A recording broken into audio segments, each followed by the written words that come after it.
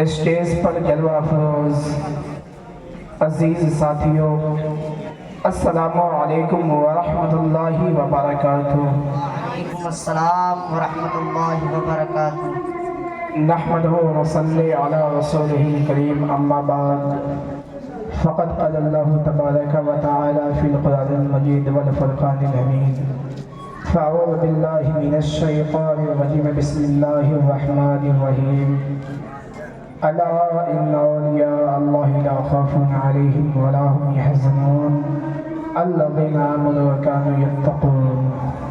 صدق اللہ و صدق رسول صلی اللہ علیہ وسلم۔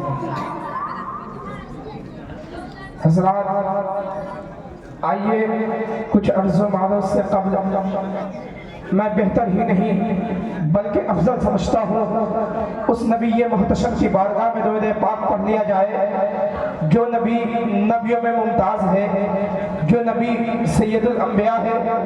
آئیے اس نبی ہاشمی کی بارگاہ میں درود پاک پڑھے جس نبی کی تقدس کی بات آ جائے تو اللہ اکبر، دنیا کے کسی بھی قلم میں ایسی طاقت نہیں جو نبی کے تقدس کے متعلق کچھ لکھ سکے۔ آئیے اس نبی ہاشمی کی بارگاہ میں درود پاک پڑھے جس نبی کو اللہ رب العزت نے دنیا کی تمام اشیاء سے ممتاز بنایا۔ آئیے اس نبی ہاشمی کی بارگاہ میں درود پاک پڑھے جس نبی کی افضلیت کی بات آ جائے تو قرآن خود کہتا ہے تلک الرسول فضلنا بعضهم علی بعض۔ آئیے اس نبی ہاشمی کی بارگاہ میں درود پاک پڑھ لیا جائے جس نبی کی سیرت کی بات آ جائے تو خود قرآن کہتا ہے انک لعلی خلق عظیم۔ آئیے اس نبی ہاشمی کی بارگاہ میں درود پاک پڑھ لیا جائے کہ جس نبی پہ درود پڑھنے کی بات آ جائے تو خود قرآن کہتا ہے ان اللہ و ملائکتہ یصلون علی النبی یا ایھا الذین آمنوا صلوا علیہ وسلموا تسلیما۔ آئیے اس نبی ہاشمی کی بارگاہ میں درود پاک پڑھے جس نبی کے صدر مبارک کے متعلق خود قرآن کہتا ہے الم نشرح لک صدرک۔ آئیے اس نبی ہاشمی کی بارگاہ میں درود پاک پڑھے جس نبی کی رضا کی بات آ جائے تو قرآن کہتا ہے وَلَسَوْفَ يُعْطِيكَ رَبُّكَ فَتَرْضَىٰ۔ آئیے اس نبی ہاشمی کی بارگاہ میں درود پاک پڑھے جس نبی کو کہیں پہ قرآن میں اللہ رب العزت ارشاد فرماتا ہے یا ایھا المزمل یا ایھا المدثر۔ آئیے اس نبی ہاشمی کے بارگاہ میں درود پاک پڑھے جس نبی کے صدقے اللہ نے تمام کائنات کو وجود بخشا۔ آئیے اس نبی ہاشمی کی بارگاہ میں درود پاک پڑھے جس نبی کی شان کے متعلق بریلی کے امام اچھے رضا پیارے رضا امام احمد رضا خان فاضل بریلوی ارشاد فرماتے ہیں یا حبیبی یا رسول اللہ، واہ کیا جود و کرم ہے شہ مدحہ تیرا، واہ کیا جود و کرم ہے شہ مدحہ تیرا، نہیں سنتا ہی نہیں مانگنے والا تیرا، اور یہ فرش والے اتنی شوقت کا علو کیا جانے، خسروا عرش پہ اٹھتا ہے خیرہ تیرا۔ اور نبی کے شان کے متعلق اعلیٰ حضرت دوسرے کلام میں ارشاد فرماتے ہیں یا حبیبی یا رسول اللہ، سرور کہوں کہ مالک و مولا کہوں تجھے، باغے خلیل کا گلے زیبا کہوں تجھے، تیرے تو اس میں بے تنائز ہے بری، حیران میرے شاہ کیا کیا کہوں تجھے، آخر نظام خط میں سکر اس پہ کر دیا خالق کا بندہ خلق کا۔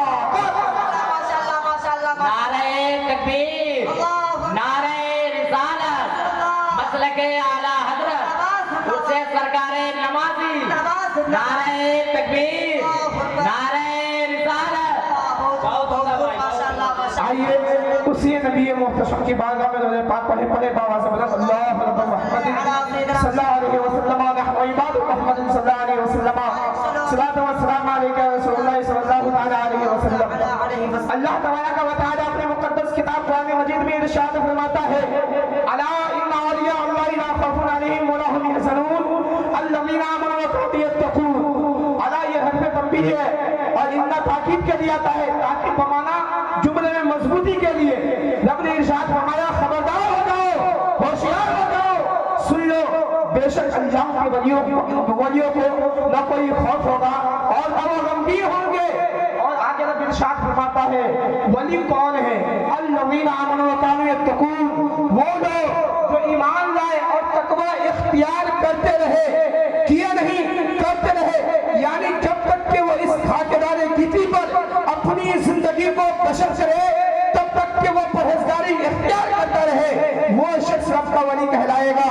ولی کے معنی دوست کیا آتا ہے؟ یوں تو اللہ رب العزت نے بہت سارے کم و بیش 1,24,000 پیغمبران اسلام کو اس دار پانی میں دنیا انسانیت کی ہدایت کے لیے مبعوث فرمایا، پھر جب نبوت کا سلسلہ منقطع ہو گیا تو اللہ رب العزت نے اپنے اولیاء اور علماء کے ذریعے بندوں کی ہدایت کے لیے ان لوگوں کو اللہ رب العزت نے علم عطا فرمایا. پھر ان کے بعد بہت ہی ایسی ہستی ہے اس دار فانی میں جو اپنے اپنے فیلڈ کے بہت ہی مہارت یافتہ شخصیت ہے. انہی معتبر شخصیتوں میں, انہی معتبر ہستی میں ایک ہستی سیدنا ایک ہستی حضور اشرف نمازی علیہ رحمہ کی ہے. آپ علیہ رحمت و رضوان کی آپ علیہ رحمت و رضوان کی زندگی کو اگر ہم پڑھیں تو ہمیں بہت کچھ سیکھنے کو ملتی ہے. اس میں سب سے بڑی چیز یہ ہے کہ آپ علیہ رحمت و رضوان کہ آج کے دور کے جو پیر ہے جو غریبی اور امیری میں بھی فرق کرتے ہیں, جو مریدین کا لینا جانتے ہیں دینا نہیں, ان لوگوں کے لیے ایک بڑی نصیحت ہے کہ آپ علیہ رحمت و رضوان کا زندگی بھر یہ معمول رہا کہ آپ جس کے یہاں بھی جاتے آپ کسی بھی مریدین سے کچھ نہیں لیتے بلکہ انہیں اور عطا کرتے. اللہ اکبر. آپ جب سرکار نمازی علیہ رحمت کی سیرت کو پڑھیں گے تو آپ نے پوری زندگی بقائے اسلام کے لیے فنا کر دی. آپ نے پوری زندگی رسول کرام وقاص صلی اللہ علیہ وسلم کی محبت میں گزار دی. حضرات, ہم اور آپ انہی کے عرس میں آج جلوہ کر, ہم اور آپ آج انہی کے عرس میں تشریف لائے ہیں. میں آپ کو بتاؤں کہ عرس کا مطلب کیا ہوتا ہے, عرس مناتے ہیں تو منانے کا طریقہ کیا ہے. اے میرے پیارے سنیں, عرس جو ہم مناتے ہیں جس کو سالانہ بھی کہہ لیجئے, میرے پیارے یاد رکھیں اللہ کا قرآن ایک ایسے ولی کامل کی بارگاہ میں آئے ہیں کہ جب بھی ان کو موقع ملا, جب بھی وہ شریعت کو نافذ کرنے کے لیے میدان میں اترے تو انہوں نے یہ نہیں دیکھا کہ سامنے میں کتنا طاقتور شخص ہے, یہ نہیں دیکھا پیسہ کتنا ہے دے گا کون. اللہ اکبر. انہوں نے دنیا انسانیت کو یہ سبق دیا کہ اے میرے پیارے سن لو, اے میرے مریدین سن لو, اگر تمہیں حق و باطل کے درمیان فرق پیدا کرنے کے لیے اپنی جان بھی دینی پڑے تو پیچھے نہ ہٹو. اللہ اکبر. سرکار نمازی رحمہ کے دور میں بہت سارے لوگ ایسے خرافات کو جنم دے رہے تھے, ایسے خرافات کو انجام دے رہے تھے جو خلاف شرع ہے, اور لوگ اس کو بہت ہی تیزی کے ساتھ کام کرتے تھے. مثلا یوں سمجھ لے کہ مسجد کے اندر آذان دینا, لوگ یہ کام شریعت اسلامیہ میں مقروع ہے لیکن لوگ اس کو انجام دیا کرتے تھے. مگر سرکار نمازی علیہ رحمہ, جب سرکار نمازی علیہ رحمہ کا دور آیا تو آپ علیہ رحمت و رضوان نے مسجد سے باہر آذان دینے کا سلسلہ شروع کروایا. اے میرے پیارے سنیں, اور میں آپ کو بتاتا چلوں سرکار نمازی علیہ رحمہ کے دور سے قبل بہت سارے لوگ ایسے ہوتے کہ نعوذ باللہ من ذالک قبر پہ آزاد دینے کو بدعت سے تعبیر کیا کرتے, لیکن سرکار نمازی علیہ رحمہ آپ جب تبلیغ کرنا شروع کیے, اللہ اکبر, ایسے بدعقیدوں کی بدعقیدگی کو منقطع کرتے چلے گئے اور قبر پہ آزاد دینے کا سلسلہ بھی شروع کروایا. ہم اور آپ انہی معتبر ہستی کی بارگاہ میں بیٹھے ہیں جو ولی کامل بھی ہے جس نے بقائے اسلام کے لیے پوری زندگی خرچ کر دی. ہمیں آپ کو سیکھنے کی ضرورت ہے کہ بقائے اسلام کے لیے ہمیں ہر چیز قربان کر دینی چاہیے, آبرو اسلام کے لیے ہمیں ہر چیز کو قربان کر دینی چاہیے. آئیے میں آپ کو بتاؤں مزارات پہ حاضری دینے کا طریقہ کیا ہے. اگر ہم اور آپ عرس میں آئے ہیں, ہم اور آپ مزار پہ جائیں گے, جانے کا طریقہ کیا ہے, کس کے اللہ کے ولی کے مزار پہ فاتحہ پڑھنے کا طریقہ کیا ہے, جانے کا طریقہ کیا ہے. آئیے ہم دیکھتے ہیں کس کتاب میں, تو بہت ہی معتبر کتاب ہے فتاوی رضویہ جلد نمبر 9 صفحہ نمبر 522 پہ اعلیٰ حضرت علی رحمہ تحریر فرماتے ہیں جب بھی کسی مزار پہ جاؤ, جب بھی کسی مزار پہ حاضری دینے کے لیے جاؤ تو پائے دانے سے 4 ہاتھ پیچھے کھڑے ہو جاؤ, قبر کے پائے دانے سے 4 ہاتھ پیچھے کھڑے ہو جاؤ, اور 4 ہاتھ پیچھے کھڑے ہونے کے بعد بادم سر کو اٹھا کر کے جو پڑھا جاتا ہے فاتحہ میں وہ فاتحہ خانی کرے, اور بہتر ہے کہ درود غوثیہ بھی پڑھے, آیت الکرسی بھی پڑھے, اور جو مقدس آیتیں ہیں جس کی فضیلت بہت ہی زیادہ ہے. یوں تو قرآن کی تمام آیتیں بابرکت ہے, تمام آیتیں برکت و رحمت والی ہے, لیکن جو اور بھی زیادہ رحمت میں بھی فضیلت رکھتا ہو ایسی معتبر آیتوں کو آپ تلاوت کرے اور ولی کامل کا وسیلہ بھی بنائے جو وہاں پہ اللہ کے مقدس بندے لیتے ہو. اعلیٰ حضرت علی رحمہ تحریر فرماتے ہیں, آپ فرماتے ہیں مزار کو چھونا بھی نہیں چاہیے. آپ فرماتے ہیں فتاوی رضویہ میں کہ مزار کو چھونے سے بھی پرہیز کرنی چاہیے, بوسہ دینے سے بھی پرہیز کرنی چاہیے. یہ میں نہیں کہہ رہا, اعلیٰ حضرت علی رحمہ فتاوی رضویہ شریف میں تحریر فرماتے ہیں. اور میں آپ کو بتاؤں اعلیٰ حضرت فرماتے ہیں مزار کا طواف کرنا, کسی بھی قبر کا طواف کرنا بال اتفاق حرام ہے, بال اتفاق حرام ہے, اور سجدہ کرنا بھی حرام ہے. آپ فرماتے ہیں فتاوی رضویہ شریف میں جب بھی کسی مزار پہ جاؤ تو مزار سے 4 ہاتھ پیچھے کھڑے ہو جاؤ. 4 ہاتھ پیچھے کھڑے ہونے کے بعد آپ صاحب مزار کرے اور ان کو وسیلہ بنائے اور دعا کس طریقے سے مانگے. آپ نے بہت ہی خوبصورت تحریر فرمائی. اعلیٰ حضرت فرماتے ہیں کہ دعا اس طریقے سے مانگے, دعا اس طرح سے مانگے, دعا اس طرح سے مانگے کہ اے اللہ تبارک و تعالیٰ یہ نہ دیکھ کہ میں کتنا حقیر ہوں, مولا یہ نہ دیکھ کہ میرے عمل میں کتنے داغ ہیں, مولا یہ نہ دیکھ کہ میں کتنا گناہگار سیاہکار بدکار بدعمال بندہ ہوں. اے اللہ تبارک و تعالیٰ تجھے تیری رحمی کا واسطہ, مجھے میرے پڑھنے کے اعتبار سے نہیں, تجھے تیرے رحمت کاملہ کے اعتبار سے مولا تو مجھے ثواب عطا کر. اے اللہ تبارک و تعالیٰ یہ نہ دیکھ کہ میں کتنا حقیر بندہ ہوں, بلکہ یہ دیکھ کہ میں کس مقدس بارگاہ میں کھڑا ہوں. اے اللہ تبارک و تعالیٰ یہ جو صاحب مزار ہے, اس صاحب مزار کے وسیلے سے تو مجھے اپنے فیض و کرم سے مالا مال فرمائے. اور صاحب مزار سے کس طریقے سے مانگے, صاحب مزار سے مانگنے کا طریقہ فرماتے ہیں کہ آپ صاحب مزار سے اس طریقے سے مانگے کہ اے صاحب مزار اللہ نے جو آپ کو فیض و کرم اور رحمت کاملہ عطا کیا ہے, انہی میں سے کچھ ہم جیسے غلام کو بھی عطا کرے. ہم آپ کے عقیدت مند ہیں. اللہ اکبر.